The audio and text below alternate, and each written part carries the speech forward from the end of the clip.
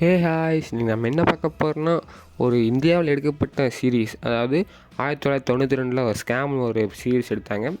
இந்த படம் வந்து இந்தியாவில் மட்டும் இல்லை, உலக நாடுகள் ஃபுல்லாமே இந்த படம் வந்து ரொம்ப ரீச் ஆகி மிகப்பெரிய ஒரு வரவேற்பை தந்ததாக சொல்லலாம். அதே மாதிரி இந்த சீரீஸ் பார்த்திங்கன்னா மொத்தம் ஷேர் மார்க்கெட் ஃபுல்லியாகவே கவர் பண்ணியிருப்பாங்க. ஷேர் மார்க்கெட்டில் என்ன நடக்குது அதை பற்றி நம்ம புரிஞ்சுக்கலாம். இதை படத்தை பார்த்தீங்கன்னாவே ஷேர் மார்க்கெட் பண்ணுறது வந்து உங்களுக்கு ஆர்வம் வந்து ரொம்ப தூண்டும். இதே மாதிரி இந்த படத்தை வந்து எப்படி நம்மளுக்கு எடுத்துக்கலாம்னா, எப்படி நம்ம நல்ல விதமாக யூஸ் பண்ணுறோமோ அந்த அளவுக்கு இந்த படம் வந்து ரொம்ப சூப்பராக இருக்கும். அதாவது இந்த படத்தை என்ன சொல்லியிருப்பாங்கன்னா, ஒரு இந்தியாவில் இருக்கிற ஒரு மிடில் கிளாஸ் பையன் வந்து அவனுக்கு ரொம்ப வந்து எக்ஸ்பென்ஸு, நிறையா கடன் இருக்குது, நிறையா அவனுக்கு தேவைப்படுது காசு. அதனால் வந்து அவன் ஷேர் மார்க்கெட்டில் வரான். ஷேர் மார்க்கெட்டில் வந்து கற்றுக்கிட்டு அவன் என்னென்ன பண்ணான், எத்தனை 24,000 கோடி வந்து சம்பாதிச்சான். ஆனால் சம்பாதிச்சது வந்து எந்த விதத்தில் சம்பாதிச்சான் அதெல்லாம் வந்து இந்த படத்தில் வந்து சூப்பராக சொல்லியிருப்பாங்க. கடைசியில் அந்த 24,000 கோடி வந்து என்ன ஆச்சு, ஷேர் மார்க்கெட் கடைசியில் என்ன தான் ஆச்சு அப்படின்னு ஒரு படத்தை வந்து சூப்பராக சொல்லியிருந்த ஒரு சீரீஸ் தான் வந்து ஸ்கேம் 1992. இந்த படத்தை பார்க்காத மோஸ்ட் ஆஃப் பீப்புள் வந்து இருக்க மாட்டாங்க. ஏன்னா ஷேர் மார்க்கெட் பண்ணுறவங்க எல்லாருமே வந்து இந்த படத்தை வந்து பார்த்துருப்பாங்க. அதாவது அசாமேத்தா ஒரு பேரையாச்சும் கேள்விப்பட்டிருப்பாங்க, அவரை பற்றி கொஞ்சம் படிச்சிருப்பாங்க. அதே அந்த சீரீஸ் தான் வந்து நான் உங்களுக்கு வந்து கொண்டு வந்திருக்கேன். சீரீஸ் வந்து ஃபஸ்ட்டு 5 எபிசோடு வந்து உங்களுக்கு ஃபுல்லாக மோட்டிவேஷனாக இருக்கும். அவர் எப்படி வந்து இந்த மார்க்கெட்டுக்குள்ளே வந்தார், என்னென்ன பண்ணார் அதெல்லாமே இருக்கும். லாஸ்ட்டு 5 எபிசோடு வந்து சம்பாதிச்ச பணத்தை வந்து என்னென்ன பண்ணுறாரு, எந்த விதத்தில் சம்பாதிச்சார், அது எப்படி வந்து விடுறாரு, என்னென்ன ஆகுது ஷேர் மார்க்கெட்டு, இதெல்லாமே சொன்ன படம் தான் வந்து உங்களுக்கு ஸ்கேம் 1992. ஓகே காய்ஸ், நம்ம சேனலை சப்ஸ்கிரைப் பண்ணிடுங்க. வாங்க வீடியோக்குள்ளே போயிடலாம். நீங்கள் அப்படியே வந்து அந்த உலகத்தை பார்த்தீங்கன்னா, மும்பையில் வந்து 30 வருஷத்துக்கு முன்னாடி வந்து இருக்கிற மும்பை காட்டுறாங்க. அங்கே தான் வந்து பிஎஸ்சி, அதாவது ஸ்டாக் எக்ஸ்சேஞ்ச் அது வந்து இருக்குது. அங்கே தான் வந்து புரோக்கர்ஸு, இந்த ஸ்டாக் வாங்குறீங்க விற்கிறீங்க எல்லாமே வந்து அங்கே தான் இருக்கும். அங்கே மும்பையில் வந்து பார்த்திங்கன்னா வந்து ஒரே பரபரப்பெல்லாம் இருக்காதுங்க. சும்மா இன்டர்நெட் இல்லாத காலங்கள். அப்போல்லாம் ஷேர் மார்க்கெட்னால் வந்து ஃபுல்லாக கையில் எழுதி தான், ஃபார்ம் எழுதி தான், அது மாதிரி தான் ப்ராசஸ் பண்ணுற மாதிரி இருக்கும். அப்படி இருக்கும்போது நிலைமையில் வந்து இந்த மும்பையில் வந்து நம்ம அசத் மேலே இருக்கிறாரு அப்படின்னு கேட்கும்போது வந்து, இல்லைங்க சார், நான் எஸ்பிஐ பேங்க்லேருந்து வரேன், எங்கள் பேங்க்கில் வந்து பிஆரில் எதுவுமே இல்லாமல் 500 கோடி வந்து ஸ்கேம் ஆகிருக்கு அப்படின்னு சொல்லும்போது வந்து, இது என்னையா எப்படி சொல்கிற அப்படின்னு. ஆனால் அந்த காலத்தில் வந்து ரிப்போர்ட்டர்ஸ்க்கெலாம் வந்து அவ்வளோவா தெரியாது இந்த ஸ்டாக் மார்க்கெட் பற்றியெல்லாம். அதனால் வந்து நீங்கள் வந்து ஃபினான்ஷியல் அட்வைஸரை பாருங்கள் அப்படின்னு சொல்கிறாங்க. அங்கே போய் கேட்டதுக்கு அவர் வந்து எடிட்டர்கிட்ட போயிட்டாருக்கு. இல்லைங்க அவர் ஆகாதுங்க, என்னங்க எப்படி சொல்லிட்டு இருக்கிறீங்க அப்படின்னு சொல்லி அனுப்பிச்சிட்டாங்க. சரி, நம்ம ஃபினான்ஷியல் அட்வைஸரை பார்த்த உடனே சொல்கிறாங்க, இப்படி பிஆர் சில டாக்குமெண்ட்லாம் இல்லாமல் 500 கோடி வந்து பேங்க்லேருந்து போயிருக்கு, ஸ்கேம் ஆகிருக்கு அப்படின்னு சொல்லும்போது தான் வந்து அவங்களும் வந்து எப்படி சார் 500 கோடி போகும், நீங்கள் பேங்க் ரெக்கார்டெலாம் கரெக்டாக தான் இருக்கும், எப்படி 500 கோடி எப்படி அந்த காலத்தில் வந்து 500 கோடின்னு வந்து பெரிய அமௌண்ட்டுங்க. அதாவது இந்த நாம் இருக்கிற சுச்சுவேஷனுக்கும் அதுக்குமே இப்போது அது 2,000 கோடியாக இருக்கும். அந்த அளவுக்கு வந்து அது அங்கே பெரிய அமௌண்ட்டாக இருக்குது. அது ஸ்கேம் ஆயிருக்குன்னு சொன்னால் வந்து நம்ப முடியாது யாருனாலையுமே. ஏன்னா எடுத்தவங்கன்னு வந்து நியூஸ் பேப்பர்லலாம் ஒன்றும் பண்ணவே முடியாது. இப்படி இருக்கிற சுச்சுவேஷனில் வந்து சரி ஓகே நான் வந்து சொல்லிட்டேங்க, என்ன பாருங்கள் அப்படின்னு வந்து அவர் ரிப்போர்ட்டர் வந்து சொல்கிறாரு, இப்போ 500 கோடி ஸ்கேம் ஆயிடுச்சுங்க அப்படின்னு சொல்லிட்டு இருக்கும்போது, இவர் ஏதோ உளறாட்டிருக்கு அப்படின்னு வந்து அந்த ரிப்போர்ட்டரும் வந்து நினச்சிட்டு, ஓகேங்க நான் வந்து ப்ராசஸ் பண்ணுறேன் அப்படின்னு சொல்லிட்டு அவங்க வாட்டுக்கு வந்து கிளம்பிடுறாங்க. இப்படியே நம்ம பிஜிஎம்மை போடுறாங்க. அந்த பிஜிஎம் வந்து நானும் அடிமை, நிறைய பேர் அடிமையாக இருப்பாங்க. அப்படியே அதை ஸ்டார்ட் பண்ணால் வந்து நம்ம மும்பை காட்டுறாங்க. மும்பை வந்து 30 வருஷத்துக்கு முன்னாடி எப்படி இருக்குமோ அந்த மும்பை தான் இருக்குது. அதாவது முன்னாடி சொன்ன மாதிரி இன்டர்நெட் கிடையாது, அந்த ஸ்லோ மக்கள், அதாவது மெதுவாக தான் இருக்கும் உலகமே, பஸ்ஸு அது மாதிரி தான். ரொம்ப பணமெல்லாம் அந்த காலத்தில் வந்து ரொம்ப பெருக்கமே கிடையாது. அது மாதிரி நிலையில் வந்து நம்ம ஹர்ஷத் மேத்தாவை பற்றி சொல்கிறாங்க. நம்ம ஹர்ஷத் மேத்தா வந்து அங்கே ரொம்ப மிடில் கிளாஸாக இருந்து அவருக்கு லவ் பண்ணிகிட்டு இருந்தார். கடன் நிறையா இருந்துச்சு. எங்கள் அப்பா வந்து செஞ்சிட்டு இருந்த பிஸ்னஸ் வந்து மிகப்பெரிய லாஸ் ஆச்சு. இவர் சின்ன வயசுலேயே வந்து கிரிக்கெட்டு அது மாதிரி நல்லா டான்ஸு இதெல்லாமே வந்து என்ஜாய் பண்ணார் காலேஜ் டைமில். என்னதான் இருந்தாலும் வந்து ஒரு குறிப்பிட்ட வயசில் வந்து கல்யாணம் ஆயிடுச்சு. கல்யாணம் ஆனதுக்கப்புறம் எங்கள் அப்பா பிஸ்னஸும் வந்து ரொம்ப டவுன் ஆகிடுச்சு, லாஸ் ஆகிடுச்சு. இவருக்கு மேலே வந்து எக்ஸ்பென்ஸ் வந்து நிறையா வந்து வந்துடுச்சு.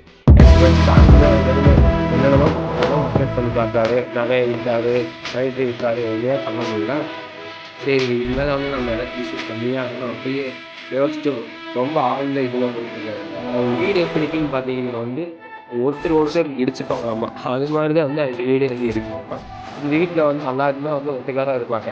அப்போ சொல்லிட்டு இருக்காங்க, நம்ம வேறு வீடு பார்த்துக்கலாம்.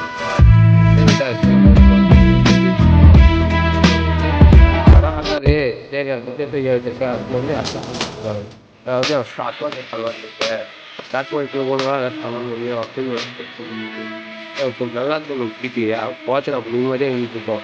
அது ஸ்டார்ட் பண்ணி ரிஸ்க் எடுத்தோம்னா கடைசியில் எல்லாமே தெரியாது அப்படின்னு வந்து அவரோட பேரரையும் சொல்லிக்கிறார். ரிஸ்க் எடுத்தீங்கன்னா வாழ்க்கை ஒன்றே பண்ண முடியாதுன்னு நம்ம அடுத்த மேட்சா வந்து இருந்தாரு. பரவாயில்ல நான் வந்து உள்ள போய் பார்க்குறேன் மேட்ரை வந்து ரிலீஸ் பண்ணுறாரு. தம்பி வந்து வேணாம் தான் சொல்கிறாங்களே தவிர அவர் வந்து தடுக்கலை. ஓகே இன்னும் பாரு அப்படின்னு சொல்கிறாங்க தவிர தடுக்கலை.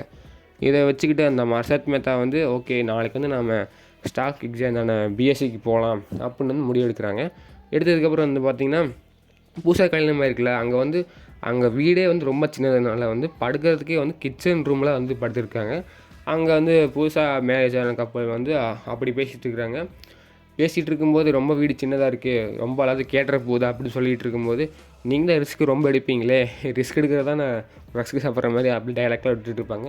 காலையில் வந்து ஓகே இன்றைக்கி போய் நம்ம பார்த்தே ஆகணும் மார்க்கெட்டை பிஎஸ்சியை அப்படின்னு சொல்லிவிட்டு அங்கேருந்து வந்து அவர் வந்து கிளம்புறாரு. கிளம்புறதுக்கப்புறம் பார்த்திங்கன்னா வந்து பிஎஸ்சியில் வந்து நிறைய ஸ்டாக் புரோக்கர் இருப்பாங்க. அதாவது நம்ம ஒரு ஷேரை வாங்கணும் விற்கணும்னா அதுக்கு வந்து நம்ம டேரெக்டாகவே வாங்க முடியாது, ஒரு புரோக்கர் மூலமாக தான் நம்ம வாங்க முடியும். அந்த புரோக்கர் தான் வந்து பார்த்துருக்குறாங்க. அந்த புரோக்கர்கிட்ட வந்து நம்ம வேலைக்கு சேர்த்த போகிறோம். வேலைக்கு சேரும்போது வந்து தம்பி இந்த வேலையை வந்து ரொம்ப ஈஸியான வேலை தான், 5ஆம் கிளாஸ் படிச்சிருந்தாவே போதும் இந்த வேலை செய்யலாம். சார் நான் 5ஆம் கிளாஸ் போய்தாங்க சார் அப்படின்னு அந்த அசட் பண்ணி தான் சொல்கிறாரு. ஓகேயா சரி நான் அந்த ஃபோன் எடு அப்படிங்கிறாரு. ஃபோன் எடுத்ததுக்கப்புறம் அவர் நிறைய லிஸ்ட்டு சொல்கிறாரு. அதாவது இட்லி வடை தோசை பொங்கல் அப்படிலாம் நிறைய சொல்லிவிட்டு வராது வச்சுக்கோங்களேன். அதே மாதிரி சொல்லிட்டு இருக்காங்க. நம்ம அசத் மேத்தா வந்து ஓரளவுக்கு தாக்கு பிடிச்சி வந்துட்டார். கடைசியில் ஒன்றை மட்டும் தயக்கமாக சொல்லிட்டார். ஓகேப்பா நீ இந்த வேலைக்கு நல்லா தான் செய்கிற, நாளைக்கு காலையில் வந்துடு அப்படின்னு வந்து நம்ம அசத் மேத்தா கிட்டே வந்து இந்த அதாவது புரோக்கோட டீம் வந்து சொல்லிடுறாங்க. ஓகே எப்படியா வந்து ஏதாச்சும் பண்ணி முன்னேறிடலாம் அப்படின்னு நம்ம அசத் மேத்தாவும் நினச்சிட்டு அங்கேருந்து வந்து கிளம்பிடுறாங்க. தம்பி இந்த வேலை வந்து உனக்கு ரொம்ப முக்கியம், அதுவும் இல்லாத நீ சம்பாதிக்கிற ப்ராஃபிட் வந்து நீ எத்தனை ஷேர் விற்கிற வாங்குற எத்தனை ரூபாய்க்கு ப்ராஃபிட் விற்கிறது எல்லாமே வந்து கண்டிஷனில் சொல்லிடுறாங்க. அடுத்த நாள் வந்து பிஎஸ்சி மார்க்கெட் காட்டுறாங்க. இங்கே தான் வந்து ஒரு மியூசிக் போடுறாங்க. அந்த மியூசிக் வேறு லெவலில் இருக்கும்.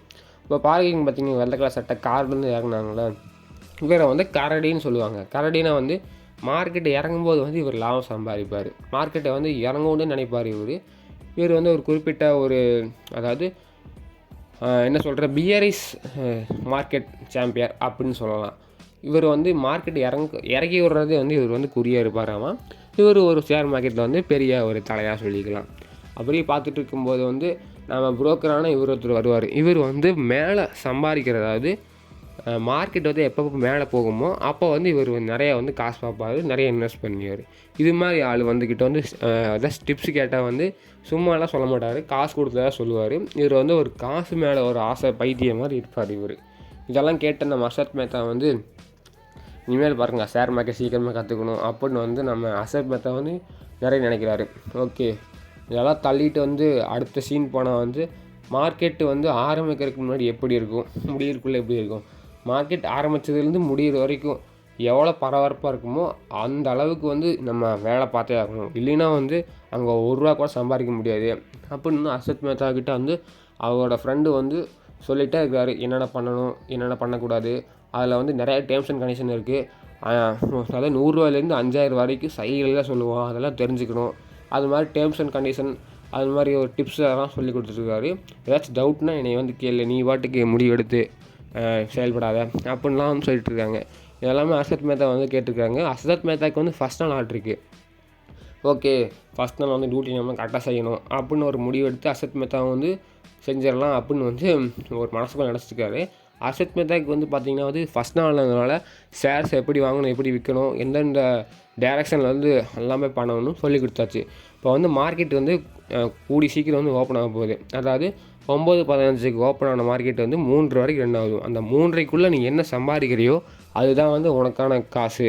அதில் வந்து நம்ம கம்பெனி வந்து ப்ராஃபிட் பார்த்ததுன்னா உனக்கான சம்பளம் வந்து கிடைக்கும் அப்படின்னு வந்து சொல்கிறாங்க. இதெல்லாம் வந்து டேர்ம்ஸ் அண்ட் கண்டிஷனு அந்த இதெல்லாம் ஆரம்பித்தாச்சு. மார்க்கெட் ஆரம்பித்த உடனே பார்த்திங்கன்னா வந்து அப்படியே இந்தியா பாகிஸ்தான் வார் மாதிரி அடிச்சுக்கிறாங்க. என்னடான்னு பார்க்கும்போது வந்து மார்க்கெட் ஆரம்பித்தா அப்படி தான் இருப்பாங்களாமா, ஸ்டாக் வாங்குறதும் விற்கிறதுமாவே இருப்பாங்களாமா. நம்ம அசட் மேத்தா பார்த்துட்டு ஆஹா என்னடா இது ஒரு நல்ல இடத்துக்கு தான் வந்திருக்கோம் அப்படின்னு பார்த்துட்டு இருக்கும்போது அவர் ஃப்ரெண்டு வந்து சொல்கிறாங்க, இப்படிலாம் நின்று தான் ப்ராஃபிட்டில் பார்க்க மாட்டேன், உனக்கு கம்பெனியை தூக்கிடுவாங்க அப்படின்னு சொல்லிட்டு இருப்பாங்க. அப்புறம் வந்து நம்ம அசத் மேத்தாவும் ஃபஸ்ட் நாள் டியூட்டி நல்லா தான் செய்வார். என்ன தான் செஞ்சாலும் வந்து அவர் 25,000 ஷேரை வந்து 23,000க்கு விற்றுருப்பார். அதனால் கம்பெனிக்கு வந்து ஒரு 2,000 லாஸ் ஆயிரும். கம்பெனிக்கு லாஸ் ஆனதுனால உன்னால் முதல் நாளே வந்து உனக்கு வந்து லாஸ் ஆகிடுச்சு, கம்பெனிக்கு 2,000 நீ வந்து இதுக்கு வேலை செட் ஆக மாட்டேன் அப்படின்னு வந்து ஓனர் சொல்கிறாரு. இல்லைங்க சார், என்னோடய இனிமேல் பாருங்கள் செஞ்சுருவேன் அப்படின்னு சொல்லிட்டு இருக்கும்போது, இந்த 2,000 வேணால் என்னோடய சம்பளத்துலேருந்து பிடிச்சிக்கங்க அப்படின்னு சொல்லும்போது, தம்பி எனக்கு ப்ராஃபிட் வந்து நீ ஷேர் எவ்வளோ எத்தனை ரூபாய்க்கு அதிகமாக விற்கிறியோ அப்போ தான் உன்னோட ப்ராஃபிட்டே வரும், அது வரைக்கும் சம்பளமெல்லாம் கிடையாது அப்படின்னு வந்து அந்த புரோக்கரோட ஓனர் வந்து சொல்லிடுறாங்க. சரி கிளம்பு, அடுத்த நாள் பார்க்கலாம் அப்படின்னு வந்து நம்ம அசத் மேத்தாவை வந்து கிளம்ப சொல்லிடுறாங்க. அசத் மேத்தாவும் கொஞ்சம் சோகமாக வந்து வெளியே போயிடுறாரு. வெளியே போயிட்டு வந்து பார்க்குறாரு, அதாவது நாம் ஏன் வந்து நம்ம ஒரு பிளான் பண்ணக்கூடாது. அதாவது இப்போ ஒரு கம்பெனியோட ஸ்டாக் ஏறுது இறங்குதுன்னா அதை நியூஸை பேஸ் பண்ணி தான் ஏறும் இறங்கும். அந்த அளவுக்கு வந்து நம்ம அசத் மேத்தா வந்து தெரிஞ்சு வச்சுக்கிறாரு. ஓகே, இப்போது ஒரு கம்பெனி இருக்குன்னா அந்த கம்பெனியோட நியூஸ் பேஸ் தானே ஏறுது, அந்த கம்பெனியோட நியூஸ் நமக்கு முன்னாடியே தெரிஞ்சுட்டா அந்த கம்பெனியோட ஸ்டாக் இறங்கும்போது ஏறும்போது நம்ம ஈஸியாக ப்ராஃபிட் பண்ணிடலாம் அப்படின்னு ஒரு கான்செப்ட் தெரிஞ்சு வச்சுக்கிறாரு. இது வந்து நியூஸ் பேஸ்ட் ட்ரெண்டிங்னு சொல்லுவாங்க. அதை வச்சு நம்ம ட்ரீட் பண்ணிகிட்ருக்கலாம். அது வந்து இல்லீகலாக வந்து பண்ணுறது, பேசிக் தெரியாத இருக்கணும். அது மாதிரி வந்து அசத் மேத்தா வந்து தெரியாமல் பண்ணிகிட்ருக்கிறாரு. அதை ட்ரை பண்ணும்போது வந்து எந்த கம்பெனியில் வந்து இப்போ பீக்கில் ஓடிட்டுருக்கு அந்த கம்பெனியோட ஸ்டாக் எடுத்து பார்க்குறாரு, அதிகமாக மேலே போயிட்டே இருக்குது. சரி, இந்த கம்பெனி என்ன நியூஸ் நடக்குதுன்னு தெரிஞ்சுக்கணும் அப்படின்னு வந்து அசத் மேத்தாவும் நினைக்கிறாரு. அந்த கம்பெனி பற்றி தெரிஞ்சுக்கணுன்னா வந்து அந்த கம்பெனிக்குள்ளே நம்ம செட் பண்ணணும் இல்லையா, செட் பண்ணுறதுக்கு ஆளுக்கு வந்து பிடிக்கணும், அவன் வந்து நம்மளுக்கு இன்ஃபர்மேஷன் சொல்லணும். இது மாதிரி நிறைய டேர்ம்ஸ் அண்ட் கண்டிஷன் இருக்குது, நிறையா வந்து சீக்ரெட்டாக பண்ண வேண்டியது இருக்குது. சரி, அசட் மேத்தாவும் யோசிக்கிறாரு, இதை நம்ம பண்ணலாமா வேணாமா, பண்ணோன்னா நிறைய ரிஸ்க் இருக்குமோ அப்படின்னு வந்து யோசிக்கிறாரு. ஒரு கட்டத்துக்கு மேலே வந்து ஓகே, ரிஸ்க் எடுக்கலாம், ஒன்றும் பண்ண முடியாது மார்க்கெட்டில் அப்படின்னு நினச்சிட்டு வந்து மார்க்கெட்டில் வந்து ரிஸ்க் எடுக்க ஸ்டார்ட் பண்ணுறாரு. ஸ்டார்ட் பண்ண உடனே வந்து அவரை வந்து எங்கே இருக்கிறாரு, எந்த கம்பெனி அதெல்லாமே வந்து தெரிஞ்சுக்கிறாரு மார்க்கெட்லேருந்து. அங்கே வந்து போகிறாங்க. அங்கே வந்து பார்த்திங்கன்னா அந்த கம்பெனிக்காரங்க வந்து ஒரு ஸ்ட்ரைக் நடத்திக்கிறாங்க. திடீர்னு போராட்டம் நடத்துவாங்க, திடீர்னு நிறுத்துவாங்க. அது மாதிரி வந்து ஒரு இதெல்லாம் நடந்துகிட்ருக்கு. இதை வந்து நம்ம அசத் மேத்தா பார்த்துட்டு ஒரு டாக்டர், அவர் தான் வந்து ரிப்போர்ட்டராக இருப்பாங்க, அந்த கம்பெனிக்குள்ளே இருப்பாங்க. அந்த கம்பெனிக்குள்ளே வந்து உள்ளே போனோடனே, சார் நான் ஷேர் மார்க்கெட்டில் வந்திருக்கேன் அப்படின்னு சொன்னோடனே வந்து, தம்பி நீ முதல்ல கிளம்பு அப்படின்னு சொல்கிறாங்க. அப்புறம் நம்ம அசத் மேத்தா வந்து எப்படியோ வந்து ஒரு பேச்சு திறமையால் அவர் வந்து எப்படியோ ஒத்துக்கி வச்சிடறாரு. எல்லா தொழிலுக்குமே இந்த பேச்சு திறமை மட்டும்தான் வேணும். பேச்சு திறமை இருந்தாலே வந்து நம்ம தொழில் வந்து ஈஸியாக மூவ் பண்ணிடலாம். ஒரு வழியாக வந்து அவருக்கு ப்ராஃபிட்டு லாஸ் எல்லாம் சொல்லிடலாம் அப்படின்னு சொல்லிவிட்டு, உங்களுக்கு ப்ராஃபிட் தரேன் அப்படின்னு சொன்னோன்னே அவரும் ஒத்துக்கிறாரு. அவரும் வந்து அந்த கம்பெனியில் நடக்கிற ப்ராஃபிட்டு லாஸு, கம்பெனி எப்போ போராட்டம் நிறுத்துகிறாங்க இதெல்லாமே வந்து அசத் மேத்தாவுக்கு வந்து சொல்லிடுறாங்க. அசத் மேத்தாவும் இதை வச்சு அந்த ஸ்டாக்கோட வேல்யூவை வாங்குறது, விற்கிறது, இது மாதிரியே வந்து ஒரு 6 மாதம் 3 மாதமாக போயிட்டுருக்கு. ஒரு கட்டத்துக்கு மேலே வந்து இந்த ப்ராஃபிட் வந்து பற்ற மாட்டேங்குது, நம்ம ஏன் ஒரு ஸ்டாக்கே வந்து கண்ட்ரோல் பண்ணலாம் அப்படின்னு வந்து நம்ம அசத் மேத்தா வந்து நினைக்கிறாரு. ஒரு ஸ்டாக்கை கண்ட்ரோல் பண்ணணும்னா கிட்டத்தட்ட நாம் நினச்சா மட்டும் முடியாது. ஒரு ஸ்டாக் வந்து ஒரு பாயிண்ட் ஏறணுன்னாலே கிட்டத்தட்ட எத்தனையோ கோடி வந்து ஸ்டாக் வந்து அதில் பையிங் ஆர்டர் பஞ்ச் ஆகணும். இத்தனை ஆர்டர் பஞ்சர் ஆகணும்னா அவருக்கு வந்து ஸ்டாக் மார்க்கெட் வந்து அவங்க வாங்கிட்டே இருக்கணும். வாங்கிட்டே இருக்கிறதுக்கு வந்து நம்ம அசத் மேத்தா வந்து ஒரு நியூஸை வந்து கிளப்பி விடுறாரு. என்ன நியூஸ்ன்னு பார்த்தீங்கன்னா வந்து இந்த கம்பெனியில் வந்து இது நடக்க போகுது, அதனால் வந்து இந்த கம்பெனியை நம்பலாம் அப்படின்னு வந்து சொல்லிட்டு இருக்காரு. அசத் மேத்தாவை வந்து அந்த பேஸ் பண்ணி நியூஸை வச்சு நிறைய சம்பாதிக்கிறாரு. சம்பாதிச்சதுனால வந்து அசத் மேத்தாவுக்கு வந்து நிறைய லாபம் கிடைக்குது, அந்த கம்பெனிக்கு வந்து நிறைய லாபம் கிடைக்குது. முன்னாடி வேலையை விட்டு போக சொன்ன ஓனரே வந்து பக்கத்தில் வந்து சாப்பிட்ருக்காங்க. அந்த அளவுக்கு வந்து அசத் மேத்தா வந்து அவ்வளோ சம்பாதிச்சிருக்காரு. இப்போ அசத் மேத்தா வந்து நான் சொன்னேன்ல, நம்ம ஏன் கம்பெனியை வந்து ஸ்டாக் பண்ணக்கூடாது, நம்ம லீட் பண்ணக்கூடாது அப்படின்னு யோசிச்சுட்டு வந்து ஓகே நான் வந்து புரோக்கராக கம்பெனி ஆரம்பிக்கலான் இருக்கேன் அப்படின்னு வந்து தன்னோட ஃப்ரெண்டுக்கிட்ட சொல்லிடுறாரு. நான் இத்தனை நாள் வந்து இங்கே வந்து சேர்ந்தது வந்து ஷேர் மார்க்கெட்டை வந்து கற்றுக்க தான் வந்து சேர்ந்தனே தவிர நான் வந்து புரோக்கராகவே இருக்க மாட்டேன், இப்போ நான் வாங்கினது வந்து கமிஷன் மட்டும்தான், ப்ராஃபிட் கிடையாது அப்படின்னு வந்து சொல்கிறாரு. ஓகே, புரோக்கர் ஆகணும்னா வந்து நிறைய காசு தேவைப்படும். அந்த காசுக்கெல்லாம் என்ன பண்ணுறதுன்னு தெரியாத நம்ம அசத் மேத்தா வந்து என்ன பண்ணுறதுன்னு தெரியாத இருக்கிறாரு. இந்த நேரத்தில் வந்து வீட்டில் சொல்லிடலாம் அப்படின்னு சொல்லிடுறாரு. நான் வந்து வேலையை விட்டுட்டேன் அப்படின்னு சொன்னோன்னே வீட்டில் வந்து என்னங்க வேலையை விட்டுட்டிங்களா அப்படின்னு சொல்லும்போது வந்து ஆமாம் விட்டுட்டேன், நான் வந்து கொஞ்சம் ஸ்டாக் மார்க்கெட்டில் போகலான்னு இருக்கேன், ரிஸ்க் எடுக்கலான்னு இருக்கேன், கொஞ்சம் இந்த வேலையில் வந்து நம்ம ட்ரெயின் மாதிரி தான் போயிட்டுருக்கணும், மெதுவாக நிற்கணும், இறங்கணும், போகணும். ஸ்டாக் மார்க்கெட் வந்து நம்ம ரிஸ்க் எடுத்து நல்லா பண்ணோம்னா ஃப்ளைட் மாதிரி போயிட்டே இருக்கலாம் அப்படின்னு சொல்லும்போது வந்து எப்படியோ ஒய்ஃப் வந்து வேணாம்னு சொல்கிறாங்க. நம்ம அசத் மேத்தா வந்து எப்படியோ கன்ஃபியூஸ் பண்ணி ஏதோ ஒன்று பண்ணி ஓகே சொல்லி வச்சிடுறாங்க. நம்ம ஒய்ஃபுக்கு வந்து ஏதோ கோல்டு செயின் கிஃப்ட் பண்ணுறாங்க. அப்போ வந்து பெரிய ஒரு ஹோட்டலை வந்து இது பண்ணிடுறாங்க, ட்ரீட் வைக்கிறாங்க. என்ன ட்ரீட்டுன்னு பார்த்தீங்கன்னா வந்து ஷேர் மார்க்கெட் பண்ணலான்ட்டு சொல்லிட்டு இருக்கும்போது எங்கள் அப்பா வந்து அவ்வளோதான் கிழிஞ்சது போ அப்படின்னு சொல்லிட்டு வந்து இப்போ தான் நான் பிஸ்னஸ் லாஸ் ஆச்சு, இப்போ இதில் மட்டும் நீ லாஸ் பண்ணினா அவ்வளோதான், நம்மளாம் நடுத்தருக்கு தான் போகணும் அப்படின்னு சொல்லும்போது வந்து அப்பா ரிஸ்க் எடுக்கலைன்னா ஷேர் மார்க்கெட்டு மிகப்பெரிய தவறுப்பா, ஃபஸ்ட்டு ரிஸ்க் எடுத்து தான் எடுக்கணும் அப்படின்னு வந்து நம்ம அசத் மேத்தா வந்து சொல்கிறாரு. இங்கே வந்து பெரிய வாக்குவாதம் போயிட்டுருக்கு. ஏன்னா எங்கள் வீட்டிலே வந்து ரொம்ப வந்து பிஸ்னஸ் லாஸ் ஆகிடுச்சு, ரொம்ப நிறைய எக்ஸ்பென்ஸ் இருக்குது. வீடு வந்து சின்ன வீடு தான், இதை வச்சுக்கிட்டு அசத் மேத்தா வந்து ரொம்ப கஷ்டப்படுறாரு.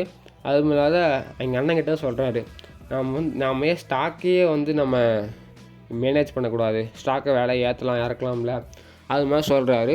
நான் அப்படியே சொன்ன மாதிரி அந்த நியூஸை பேஸ் பண்ணி பல வளர்ந்திகளை கலப்பி அது மாதிரியெல்லாம் பண்ணால் ஸ்டாக் வந்து மேலே ஏறும். அப்போ வந்து நம்ம வந்து வாங்கிக்கலாம்.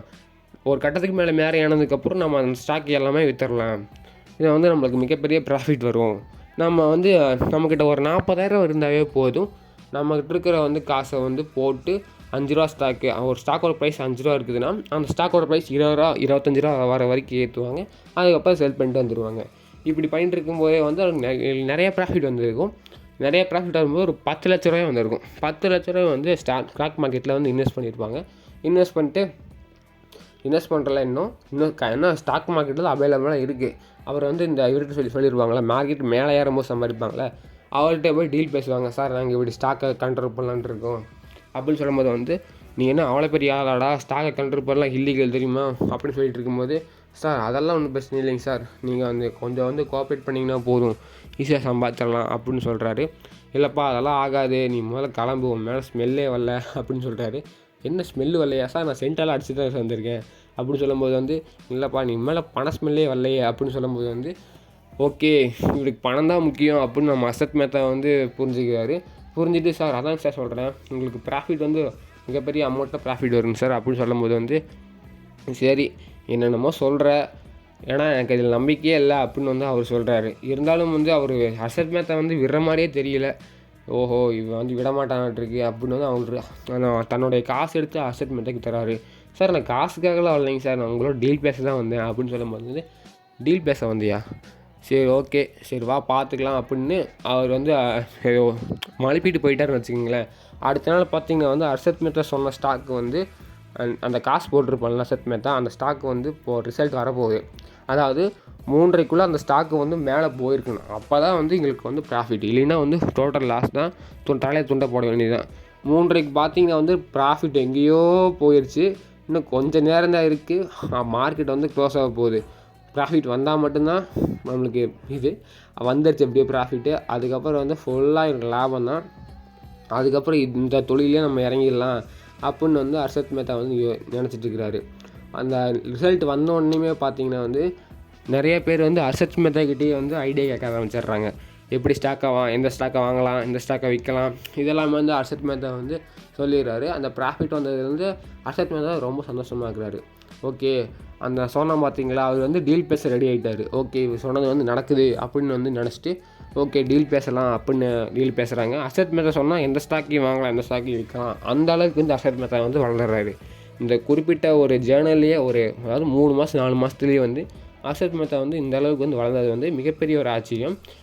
எந்த தொழில் செஞ்சாலுமே வந்து ஒரு எஃபர்ட்டு, ஒரு நல்ல ஒரு பணிவு, ஒரு டிசிஷன் எடுக்க தெரிஞ்சணும், டிசிப்ளினாக இருக்கணும், இதெல்லாமே இருந்தால் வந்து எந்த தொழிலாக இருந்தாலுமே வந்து வளர முடியும். அதே மாதிரி தான் ஷேர் மார்க்கெட்டை வந்து அவர் வந்து வளர்ந்துக்கிறாரு. இப்போ அசத் மேத்தா சொன்ன ஸ்டாக்கெல்லாம் வந்து மிகப்பெரிய வளர்ச்சி அடைஞ்சிருக்கு. இதெல்லாம் தெரிஞ்சுக்கிட்ட வந்து இந்த இன்வெஸ்டர்ஸ்லாம் வந்து அசத் மேத்தா கிட்ட வந்து ஐடியா கேட்பாங்க. அசத் மேத்தா வந்து பழைய ஸ்டாக்காக சொல்லுவார், என்னப்பா நீ புது ஸ்டாக்கில் இன்னும் காசை போடுற, பழைய ஸ்டாக்கில் எங்களை வாங்க சொல்கிறேன் அப்படின்னு சொல்லும்போது நான் ரிஸ்க் எடுக்கிறேன், ரிஸ்க்குக்கேற்ற ரிவார்டு இருக்கும், உங்களுக்கு வந்து ஒரு நாள் 0 வந்துச்சுன்னா ஓகேயா அப்படின்னு கேட்கும்போது இல்லைப்பா நான் பழைய ஸ்டாக்கே வாங்கிக்கிறேன் அப்படின்னு வந்து அசத் மேத்தா கிட்ட சொல்லிடுறாங்க. ஒரு கட்டத்துக்கு மேலே வந்து இந்த ஃபஸ்ட்டு சீரீஸ் வந்து முடியுது. இந்த சீரீஸில் வந்து பார்த்திங்கன்னா வந்து எப்படி அவர் லைஃப் ஜேர்னியை ஸ்டாக் மார்க்கெட்டில் ஸ்டார்ட் பண்ணார் அது மட்டும்தான் இருக்குமே தவிர, அந்த 5 சீரீஸில் வந்து எப்படி அவர் பணம் சம்பாதிக்கிறாரு அப்படின்னு தான் இருக்கும். 6ஆவது சீரீஸ்லேருந்து 10ஆவது சீரீஸ் வரைக்கும் அவர் எப்படி வந்து அந்த போலீஸ்கிட்ட மாட்டுறாரு, அந்த 24,000 கோடி எப்படி ஸ்கேம் பண்ணி கடைசியில் என்ன ஆச்சு, இதெல்லாமே சொல்கிற சீரீஸ் தான் வந்து ஸ்கேம் 92. இது சூப்பராக இருக்குது சீரீஸ், எனக்கு ரொம்ப பிடிச்ச சீரீஸு. நம்ம சேனலை சப்ஸ்கிரைப் பண்ணுங்கள், லைக் பண்ணுங்கள், கூட பெல் பட்டனும் கிளிக் பண்ணிடுங்க. உங்களுக்கு அடுத்த எபிசோட நான் வரேன். அது வரைக்கும் பாய்.